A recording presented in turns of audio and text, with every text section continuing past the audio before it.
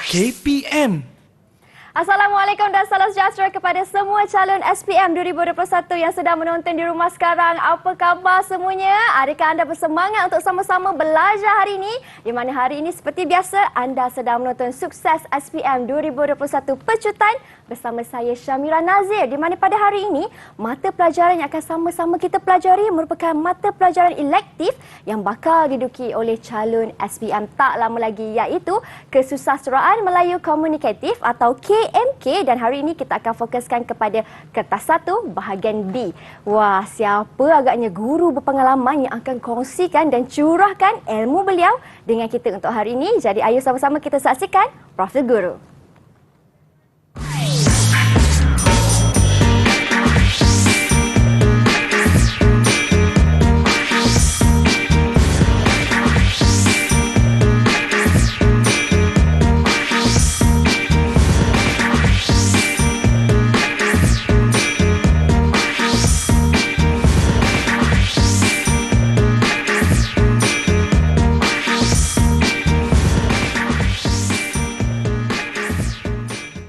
Baik, itulah dia cikgu kita, tak lain tak bukan Cikgu Muhammad Nizam. Assalamualaikum cikgu. Waalaikumsalam warahmatullahi wabarakatuh. Apa khabar Cikgu Nizam? Alhamdulillah, alhamdulillah sihat. Selamat datang cikgu. Baik cikgu, sebelum kita panaskan enjin lah kan, kita nak pecut ni kan, nak berlari ni.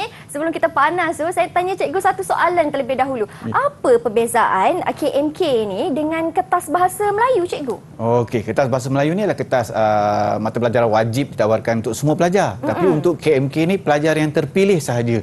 Jadi sekolah-sekolah yang terpilih, calon-calon yang terpilih, murid-murid terpilih diberikan peluang untuk mengambil peperiksaan ataupun mengambil kertas Kesusasteraan Melayu Komunikatif ini. Jadi mereka terpilih. Mereka akan belajar bahasa, sastra, cerpen, novel, karya-karya, menghasilkan karya dan sebagainya. Jadi alhamdulillah mereka boleh melahirkan perasaan mereka dengan bebas, tapi terkawal lah sebenarnya. Jadi boleh merangsang pemikiran mereka juga dalam memartabatkan budaya sastra di tanah air kita. Wah, maksudnya mereka ni yang terpilih lah, the chosen one kata orang, cikgu, yang istimewa.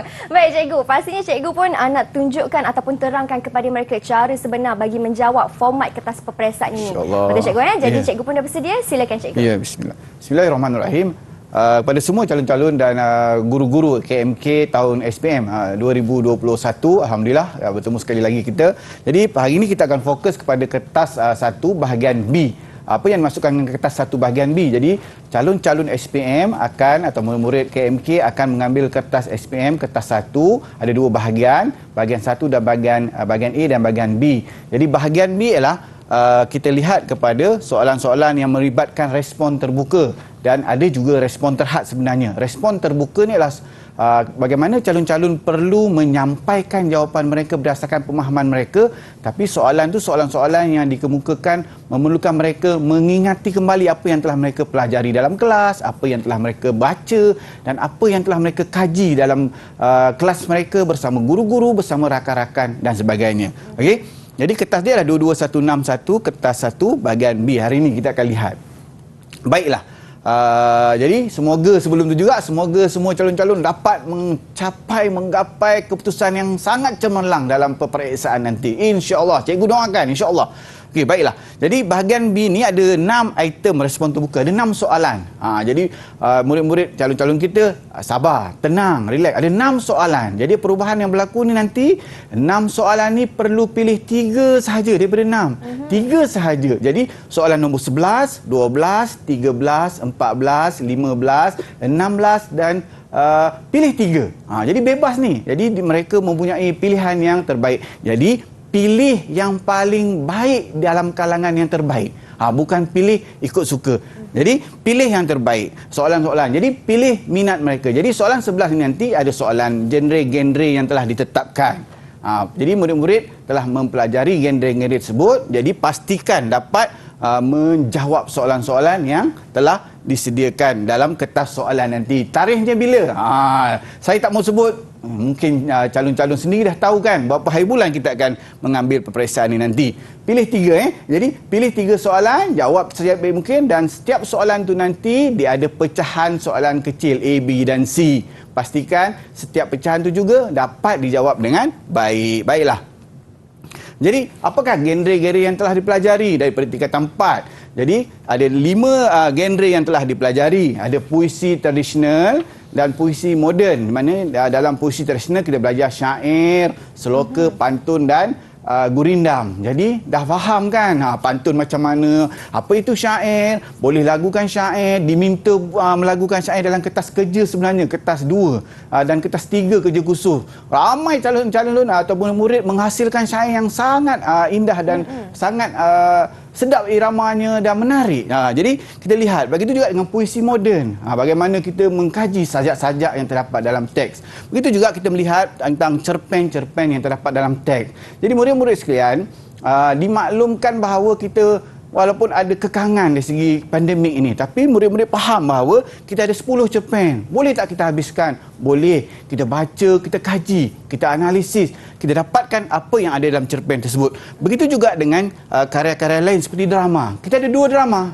Ana atau Mr. Blackaway dan Mat Piah. Yang mana satu? Ana atau Mr. Blackaway dan Mat Piah. Kisah perkahwinan antara Ana dan Zaki ataupun kisah 2 lelaki yang sedang dalam keadaan mabuk dan bekas pesakit mental berbicara tentang sejarah negara. Cerita yang sangat hebat sebenarnya. Okey, begitu juga dengan novel. Novel ni ramai calon-calon kita kadang-kadang kata susah, panjang. Panjang ni lah yang best sebenarnya. Banyak hasil-hasil kajian yang kita dapati. Jadi novel ni ditulis oleh sastrawan negara kita, Dr. Anwar Ridwan.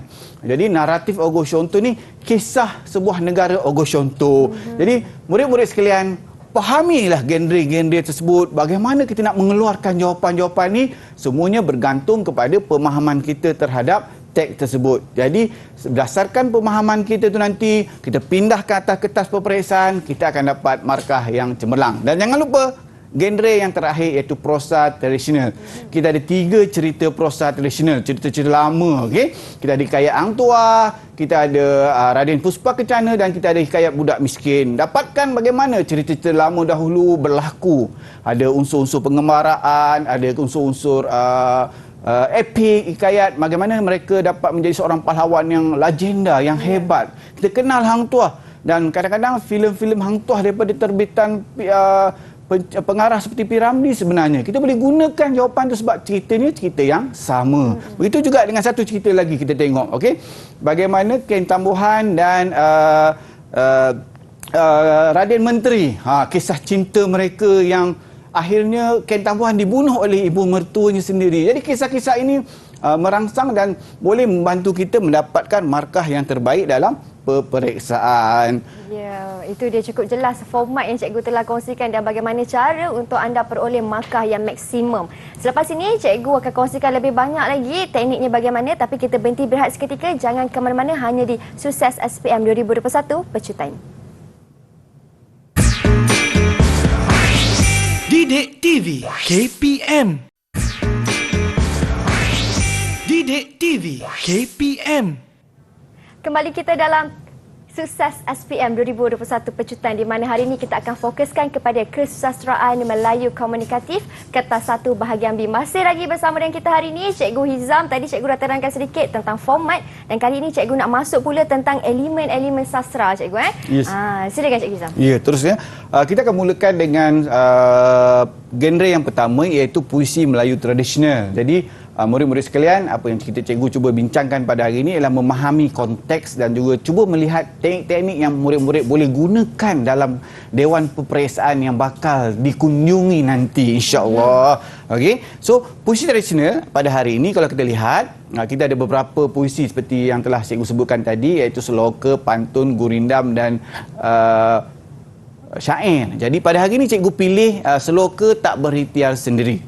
Jadi bagaimana cikgu dapatkan teks ini? Teks ini terdapat dalam buku teks sebenarnya. Okey, jadi murid-murid telah melihat teks ini dan mungkin telah berbincang, bergaduh, berperang bersama guru-guru dan rakan-rakan dalam kelas.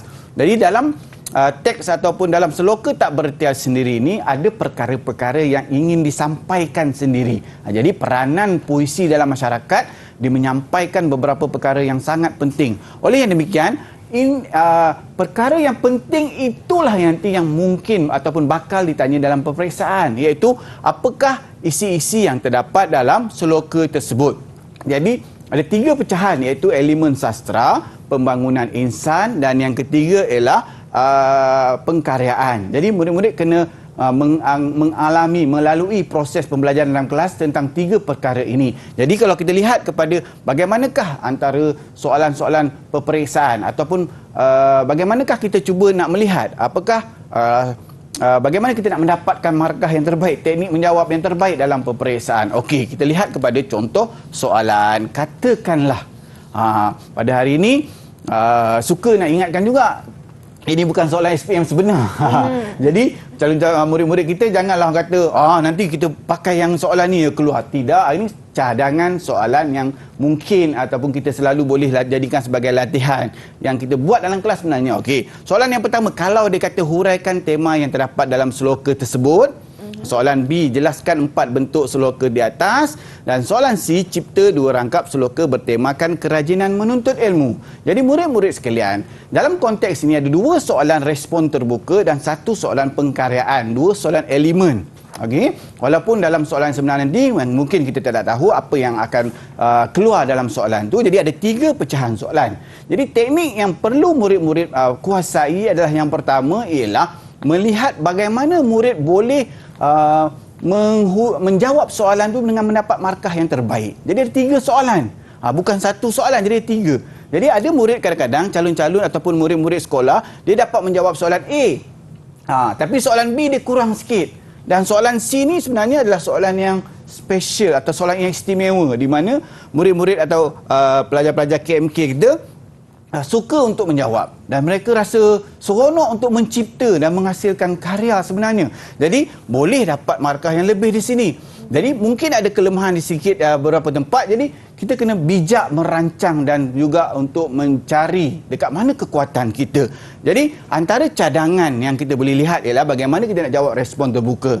Okey, cikgu cuba membangkitkan cara atau memberikan idea. Okey, jadi pilihan di dalam kalangan murid-murid boleh berhubung dengan guru-guru di dalam sekolah masing-masing. Sila bantu murid-murid anda semua lihat. Okey, contoh kalau soalan tema tadi, kita boleh soalan cuba untuk mendapatkan jawapan apakah isi atau isu utama yang dikehendaki dalam puisi tersebut. Jadi tema yang terdapat dalam sloka tersebut ialah kepentingan untuk berikhtiar dan berusaha sendiri untuk mencapai kejayaan. Macam mana kita dapat jawapan ni?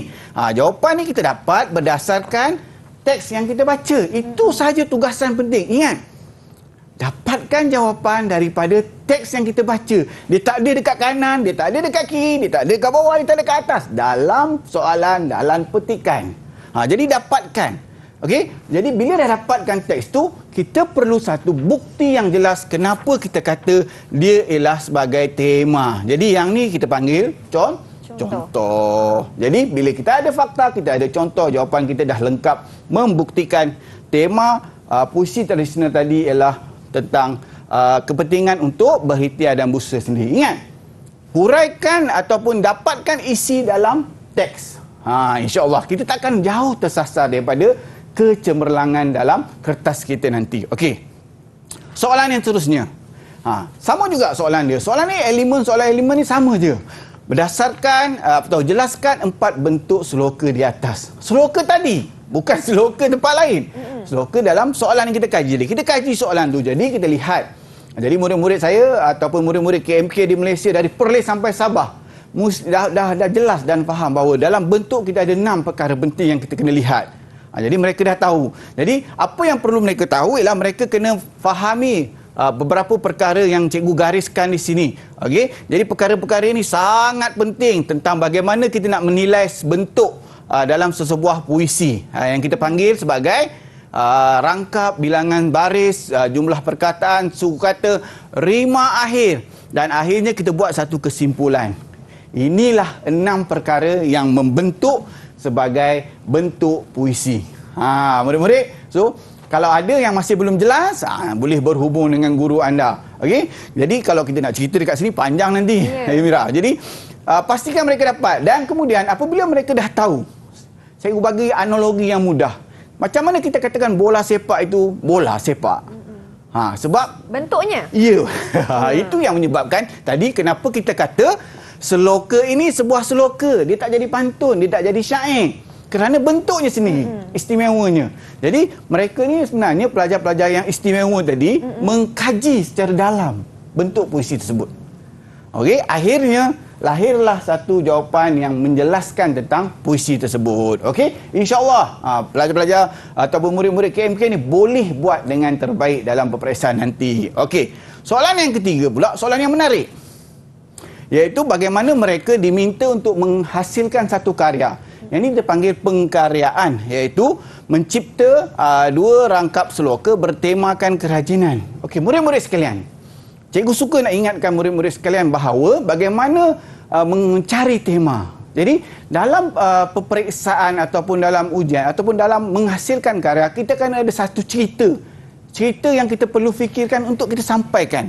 Jadi murid-murid ini dimintakan akan ada satu soalan tentang yang dipanggil tema. Jadi fikirkan tema itu, kemudian kita jelaskan dalam bentuk puisi yang kita nak sampaikan. Kita lahirkan perkataan, gunakan perkataan-perkataan yang ada dalam pemikiran kita. Jangan takut, kita tuliskan, kita sampaikan. Tapi syarat dia kena ada. Okey, sebagai contoh, mesti mencipta lebih daripada 8 baris. Dia ada syarat-syarat dia. Janganlah buat 2 baris. Yang ni sering berlaku ni. Mira, selalunya murid-murid kita kadang 2 baris, 4 baris, 6 baris. Dia cepat berpuas hati. Patuh pada arahan soalan. Okey? Jangan hilang pula daripada tema ni. Tema kerajinan menuntut ilmu. Jangan cerita pasal COVID-19. Cerita dah lari kan. Kita punya tema dekat situ. Kemudian kalau kita tengok dekat situ, kita boleh cipta jumlah baris yang lebih dan tak ada masalah. Okey? Kemudian kita kena pastikan bahawa kita mematuhi bentuk seloka yang telah kita kaji tadi berdasarkan soalan itu. Jadi dalam konteks ini, murid-murid sekalian, pengalaman cikgu hampir 20 tahun dalam mengajar, pengalaman saya, Mira. Jadi saya lihat bahagian ini tak ada masalah sebenarnya, sebab murid-murid kita ataupun generasi sekarang ni telah kreatif. Mereka telah didedahkan dengan pelbagai medium untuk menghasilkan karya. Jadi mereka boleh menghasilkan karya dengan baik. Cuma mereka dalam keadaan terdesak, mungkin keadaan mereka perlu lebih antara tip kalau cikgu, tenang. Tenangkan diri, fokus kepada bagaimana kita nak menghasilkan tema tu dan kita selesaikan soalan. Kita akan dapat markah yang terbaik dalam peperiksaan. Kita akan dapat A+, insya-Allah. Cikgu doakan. Okey. Okey, seterusnya. Okey, yang puisi Melayu moden ataupun sajak. Okey, kita lihat bagaimana apa yang cuba disampaikan dalam proses pentaksiran sebenarnya. Okey. Baiklah. Jadi dalam proses itu juga perkara yang sama berlaku dengan puisi tradisional. Okey. Jadi kalau kita lihat kepada aspek ini, murid-murid kita diberi 26 sajak. Dalam buku teks dalam masa 2 tahun. Jadi 26 sajak ini ada pelbagai tema, ada pelbagai cerita yang hendak disampaikan. Antara contoh adalah Citra Pelangi Satu Malaysia oleh Profesor Dr. A. Alim Ali dari UPSI. Jadi kalau kita lihat dekat sini, murid-murid kita akan mengkaji. Dia nak cerita tentang apa? Jadi bila soalan itu keluar, Mira, nak cerita tentang apa, maka akan lahirlah soalan pentaksiran. Soalan peperiksaan. Jadi soalan ni contoh soalan-soalan yang boleh ditanya, bukan contoh soalan periksa. Yang ni kita belajar, yang kita kaji daripada puisi tersebut. Daripada sajak tu kita keluarkan, kita lihat. Jelaskan 2 nilai yang terdapat dalam sajak. Bayangkan macam mana kita nak cari nilai yang terdapat dalam sajak ni. Teknik dia macam mana? Pergi kepada sajak ni. Jangan tanya cikgu. Cikgu tak ada jawapan. Jawapan dalam sajak. Kita tengok, berfikir tentang sejuta mimpi yang tumbuh rindang. Kita berfikir tentang sejuta mimpi. Kita tak nak satu mimpi, sejuta. Kita ada keazaman dekat situ, azam. Kan kita cuba untuk menjadi yang tumbuh rendang dari lena dari tidur dan sebagainya. Okey. Kita menyulam sejuta jiwa, ini pun juga satu, bagaimana kita menyulam sejuta jiwa untuk apa? Yang bergetar dalam riak rasa berbeza. Menjadi sebuah lagu cinta ini tentang semangat cintakan tanah air. Murid-murid, ini rahsia. Jangan bagi tahu orang lain. Jawapan dalam puisi dalam sajak ini sendiri. Jangan bagi tahu. Jangan bagi tahu orang lain. Okey? So kita lihat dulu. Bagi juga dengan soalan yang kedua. 4 gaya bahasa yang terdapat dalam sajak. So murid-murid sekalian, kita tengok. Okey. Sajak yang disampaikan ditulis oleh A. Halim Ali ini. Okey? Sajak dia berkaitan dengan Citra Pelangi Satu Malaysia. Kita tengok Perkataan yang digunakan tu, contoh kita ambil perkataan kita. Dia terletak di tempat yang sama. Kenapa? Mungkin kita boleh cakap, mungkin ada yang jawab anafora. Bukan. Anafora di tempat yang sama berturut-turut. Tapi ni di tempat yang sama di awal baris tetapi berulang. Ini pengulangan perkataan atau repetisi kata. Kita akan lihat. Kalau kita lihat dekat contoh. Dari tidur sepi malam sejuta jiwa. Okey, kita tengok dekat sini ada satu. Saya tengok jamu cinta. Jamu cinta tu Kalau orang kata jamu ni makanan untuk kesihatan dan sebagainya. Tapi dia dah sambung dengan perkataan cinta. Jadi jamu cinta ni untuk menjadikan perasaan kita supaya kita dapat melihat tadi saya rasa lebih kepada kenegaraan. Jadi dia adalah satu gaya bahasa metafora. Jadi gaya bahasa yang ditampilkan oleh pengarang perlu dikeluarkan oleh murid dalam bahagian ini. Jadi mereka akan mencarilah. Kalau kita lihat lagi satu, apalagi kalau kita dapat lagi satu, kalau kita tengok lirik berpaduan pun juga. Kita kata lirik lagu. Tapi dekat sini kalau kita lihat, ada lirik perpaduan. Ini adalah metafora. Jadi kehasilkan. Begitu juga saya rasa ramai murid-murid kita faham bahawa bahasa yang mudah seperti asonansi. Mira, dia orang tahulah ni. Dia orang belajar kan, murid-murid ni belajar aliterasi. Kenapa? Dekat mana kita nak cari, kita akan dapat. Itu dipanggil kita menganalisis teks ini. Sekali lagi rahsia, jangan bagi tahu orang lain. Jawapan dalam soalan. Dalam sajak ini sendiri. Okey, dan akhirnya pula ada soalan C iaitu pengkaryaan juga. Selepas kita lihat karya penulis-penulis hebat, kita kena lahirkan karya kita sendiri. Boleh ke dalam masa 2 jam setengah ni Mira agak-agak? Boleh cikgu. Ya, betul. Sebab calon ataupun murid-murid kita ni ada idea. Jadi kita kena keluarkan. Jadi kita boleh keluarkan, kita tulis. Yang membezakan nanti Mira ialah bagaimana hasil tu nanti. Kita tahulah. Jadi pada murid-murid kita, cikgu nak pesan bahawa cikgu tahu tingkatan 4, tingkatan 5 kan. Jadi kita bukan seperti sastrawan negara yang hebat-hebat. Jadi tahap karya kita adalah tahap murid-murid tingkatan 5. Tapi jangan lupa ada juga karya-karya yang hebat sebenarnya. Ya. Saya teruskan Mira? Silakan cikgu. Okey. Ini contohlah. Yang telah cikgu bincangkan tadi adalah saya bincangkan sebagai contoh jawapan yang mana murid-murid kita boleh buat. Jadi contoh nilai yang terdapat dalam sajak tersebut adalah nilai patriotisme. Tadi kita bincang semangat cintakan tanah air. Sama saja kan? Jadi kita bagi dan kemudian dalam konteks ini perlu dijelaskan oleh murid ataupun calon-calon kita. Kenapa kita kata patriotisme? Kita kata jawapan dalam petikan. Jadi kenapa kita kata jawapan dia ada dalam petikan? Ini kita kena buktikan sebagai contoh. Kita kena dapatkan sebagai contoh, barulah dia akan berikan markah itu. Jadi kalau kita kata ada, mana dia? Kita tunjukkan bukti dia ada, maka akan melengkapkan jawapan kita, jawapan yang cemerlang, yang terbaik. Okey. Begitu juga dengan B tadi. Okey? Gaya bahasa. Kita senaraikan gaya bahasa. Betul atau tidak gaya bahasa tu ada? Okey? Jadi kita lihat bagaimana. Yang ni kita pesanan cikgu kepada murid-murid sekalian, hati-hati. Bila kadang-kadang mereka nak menunjukkan contoh gaya bahasa tu, kadang-kadang mereka kata gaya bahasa aliterasi. Tapi dalam contoh dia jadi asonansi. Hati-hati kepada semua murid-murid. Jangan tertukar. Jangan asonansi ni adalah vokal, pengulangan huruf vokal, dia akan tertukar dengan pengulangan huruf konsonan. Hati-hati. Alah, ruginya markah itu nanti akan berlaku markah itu markah yang tidak dapat diberi kerana berlaku proses penukaran maklumat secara tidak sengaja. Alah, rugi. Okey, tuliskan dengan betul, gariskan juga kalau boleh supaya jelas apa yang kita nak sampaikan dalam kertas peperiksaan. Okey? Teruskan. Ya. Yang terakhir tadi bagi soalan C adalah soalan pengkaryaan. Yang ini pun saya sebenarnya rasa macam pelajar yang dipilih ni adalah pelajar yang terpilih. The chosen one. Okey. Jadi kalau kita lihat dekat situ bahawa sajak dia perlu menulis sebuah sajak. Okey. Jadi mereka perlu menghasilkan sebuah sajak, hasilkan sajak dengan terbaik. Pengkaryaan ni perlu dihasilkan dengan terbaik dengan cara yang tapi dengan yang cepatlah. Jadi boleh tuliskan dengan dia punya mematuhi beberapa perkataan, beberapa perkara seperti tema, bentuk, bahasa dan kreativiti.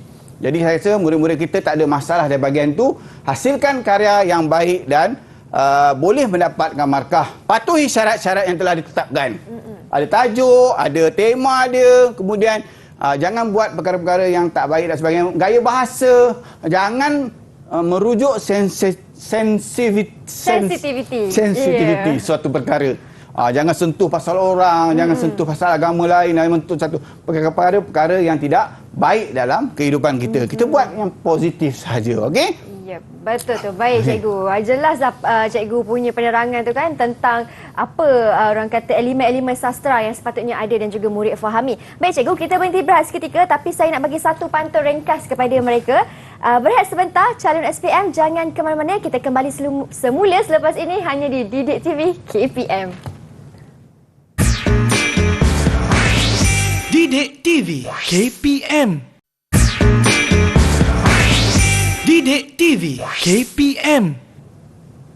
Baik, kembali kita dalam Sukses SPM 2021 Pecutan. Kita sudah berada di bahagian yang agak terakhir juga ni bersama dengan Cikgu Hizam. Bahagian ni saya suka dan saya kira murid-murid di rumah pun pasti suka, iaitu tentang drama. Sebab saya difahamkan drama ni murid perlu buat skrip mereka sendiri. Betul Cikgu? Betul Mira. Jadi ada aspek pengkaryaan yang diminta untuk murid-murid kita menghasilkan. Tapi tidaklah sepenuhnya. Tapi adalah bahagian-bahagian tertentu. Tak ada satu babak, satu adegan dan sebagainya. Cukuplah 8 dialog dan sebagainya. Wah, dan ini kita nak tahu bagaimana cara untuk menghasilkan sebuah drama yang baik. Silakan Cikgu Hizam. Yes. Untuk drama ni kita ada dua drama Mira. Okey, murid-murid sekarang kita ada dua drama. Drama Ana dengan Mat Piah dan Mr. Blackaway. Jadi kita lihat dalam drama ni sebelah, begitu juga dia ada 3 unsur yang ataupun 3 perkara penting yang kita belajar sebenarnya. Murid-murid faham, iaitu elemen, pembangunan sastra dan pengkaryaan. Jadi kalau kita lihat kepada perkara-perkara itu, kita cuba merujuk kepada apa yang telah kita belajar dalam kelas. Guru-guru sebenarnya sebut macam-macam. Ana ni jahat, Ana ni selfish, Ana pentingkan diri sendiri. Okey. Jadi Mat Piah ni bekas sakit mental, Blackaway ni penakut dan sebagainya. Ini perkara-perkara yang telah sebutkan dan akhirnya perkara itu sebenarnya kadang-kadang murid-murid kita kata, alamak, alah cikgu dah sebutlah dulu, terlupa. Yang ni yang merugikan mereka sebenarnya. Guru-guru mereka dah bincang semua perkara tersebut, lupa. Jadi fokus dalam kelas sangat penting. Murid-murid kalian, fokus dalam kelas sangat penting. Bolehlah mereka dapat keputusan yang cemerlang. Okey. Jadi kalau kita lihat kepada soalan ni, drama yang dipilih adalah drama Ana. Kenapa kita lihat nanti macam mana? Iaitu unsur patriotisme yang ada pada watak Zaki dan kemudian kita tengok nilai kasih sayang yang terdapat dalam drama tersebut. Okey. Jadi untuk analisis soalan ini, cikgu cuba bincangkan kepada murid-murid bahawa kita nak melihat kepada apa yang dimaksudkan dengan unsur patriotisme. Jelas bahawa kepada kita unsur patriotisme ialah unsur yang menunjukkan semangat cintakan tanah air. Jadi dalam drama ini kita melihat dan murid-murid bila dah baca cerita ini kita dapat tonjolkan ada beberapa perkara yang pengarang sendiri cuma nak gambarkan bahawa Zaki ni dalam cerita ni juga ada dibawa tentang isu semangat cintakan tanah air. Jadi bagaimana sebenarnya cerita ini mengisahkan tentang pertemuan budaya Barat dan Timur. Jadi berlaku perbezaan antara orang Barat dan orang Timur walaupun mereka suami isteri. Jadi bagaimana patriotisme ini dikeluarkan dalam hubungan suami isteri itu. Jadi jelas bahawa digambarkan Zaki ini mempunyai unsur patriotisme. Sebagai contoh ialah menuntut ilmu dalam bidang sejarah. Jadi merupakan ahli sejarah ni, jadi kita lihat dia belajar tentang sejarah tanah air kita. Jadi bila dia belajar, dia cuba untuk mengembangkan dan mendapatkan ilmu tentang sejarah tanah air. Tapi dia belajar sampai di University of Cambridge, London. Dia dapatkan ilmu tentang tanah air kita. Jadi dia balik dan dia mempunyai semangat cintakan tanah air. Contoh yang seterusnya ialah dia memiliki kesetiaan terhadap bangsa, agama dan tanah air. Ini jelas dalam petikan cerita ni dan kita lihat bahawa kalau murid-murid kita kaji juga, kalau saya kaji juga, saya dapati bahawa Zaki telah menunjukkan kesetiaan terhadap bangsa dan tanah airnya. Dia mementingkan perkara ini bahawa semangat dan rohnya mempunyai kepada negara Malaysia. Walaupun isterinya orang Barat, orang London. Jadi ini satu kepentingan dan bagi pelajar-pelajar murid-murid kita pula, dua perkara ini sangat penting. Dua huruf je. Bukan nak gagal F ni, tapi sebenarnya fakta. Dan C ialah contoh. Sebab dalam sastra ini kita melihat bahawa apa yang dimaksudkan dengan unsur patriotisme ini ialah apa yang perlu dikeluarkan oleh murid-murid kita adalah F. Dan jadi untuk membuktikan F ni kita panggil contoh. Itu saya tugasan murid-murid kita. Dua perkara sahaja daripada apa yang telah dipelajari sepanjang 2 tahun. Okey. Seterusnya. Okey. 3 nilai kasih sayang yang terdapat dalam drama tersebut. Jadi dalam drama ni juga ada nilai kasih sayang kalau kita lihat. Yang ni nada dia boleh sedih sikit lah. Okay? Kasih sayang kan? Ya.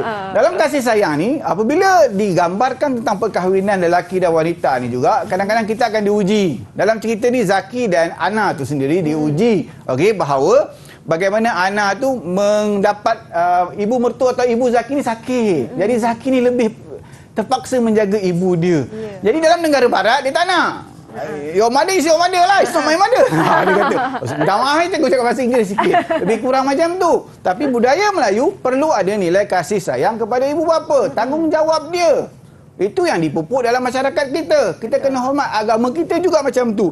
Jadi perkara ini jelas terdapat dalam kasih sayang, terdapat dalam petikan F dengan C. Bila kita kata kasih sayang, kita bagi contoh yang menunjukkan kasih sayang tersebut. Okey.